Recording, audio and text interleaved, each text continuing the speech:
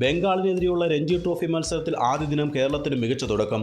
മുൻ ക്യാപ്റ്റൻ സച്ചിൻ ബേബിയുടെ പുറത്താകാതെയുള്ള സെഞ്ചുറിയുടെ മികവിൽ 265-4 എന്ന നിലയിലാണ് കേരളം.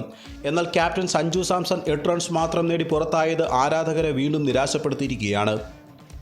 തുമ്പ സെന്റ് സേവിയേഴ്സ് കോളേജ് ഗ്രൗണ്ടിൽ ടോസ് നേടി ബാറ്റിംഗ് ഇറങ്ങിയ കേരളത്തിന് 7ാം ഓവറിൽ ഓപ്പണർ രോഹൻ കുന്നുമ്മലിൻ്റെ വിക്കറ്റ് നഷ്ടമായി. 21 പന്തിൽ 3 ബൗണ്ടറികൾ ഉൾപ്പെടെ 19 റൺസ് രോഹൻ നേടിയിരുന്നു. സ്കോർ 40-ലെത്തിയപ്പോൾ രോഹൻ പ്രേമിനെയും കേരളത്തിന് നഷ്ടമായി.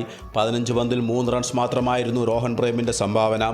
തുടർന്ന് സച്ചിൻ ബേബി ജലക് സക്സേന കൂട്ടുകെട്ട് 37ാം ഓവർ വരെ ബാറ്റ് ചെയ്തെങ്കിലും ജലക് സക്സേനയെ അൻഗത് മിശ്ര പുറത്താക്കി. 118 പന്തിൽ 5 ബൗണ്ടറികൾ ഉൾപ്പെടെ 40 റൺസ് സക്സേന സ്കോർ ചെയ്തിരുന്നു. ലഞ്ചിന് പിരിയുമ്പോൾ 83-3 എന്ന സ്കോറിലായിരുന്നു കേരളം. തുടർന്ന് സഞ്ജു സാംസൺ സച്ചിൻ ബേബി സഖ്യം സ്കോർ 100 കടത്തിയെങ്കിലും 112 വെച്ച് സഞ്ജുവിനെ ഷബാസിൻ്റെ പന്തിൽ മനോജ് തിവാരി പിടിച്ച് പുറത്താക്കി.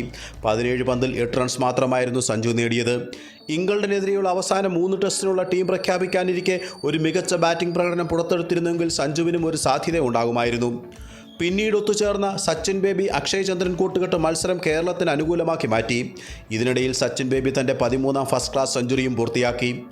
ഈ സീസണിലെ 6 മത്സരങ്ങളിൽ നിന്നും സച്ചിൻ നേടുന്ന 3ാം സെഞ്ചുറിയായിരുന്നിത്. കഴിഞ്ഞ 4 ഇന്നിംഗ്സിൽ സച്ചിൻ ഇത് 4ാം തവണയാണ് 50+ റൺസ് സ്കോർ ചെയ്യുന്നത്. ബീഹാറിനെതിരെ പുറത്താകാതെ 109 റൺസ്, ഛത്തീസ്ഗഡിനെതിരെ ആദ്യ ഇന്നിംഗ്സിൽ 91, രണ്ടാം ഇന്നിംഗ്സിൽ 94 എന്നിങ്ങനെയായിരുന്നു സച്ചിൻ്റെ ബാറ്റിംഗ് പ്രകടനങ്ങൾ. ആദ്യ ദിനം അവസാനിക്കുമ്പോൾ 220 പന്തിൽ 10 ഫോറും 1 സിക്സും ഉൾപ്പെടെ 110 റൺസോടെ സച്ചിൻ ബേബിയും 150 പന്തിൽ 7 ഫോർ ഉൾപ്പെടെ 76 റൺസോടെ അക്ഷയ് ചന്ദ്രനുമായിരുന്നു ക്രീസിൽ.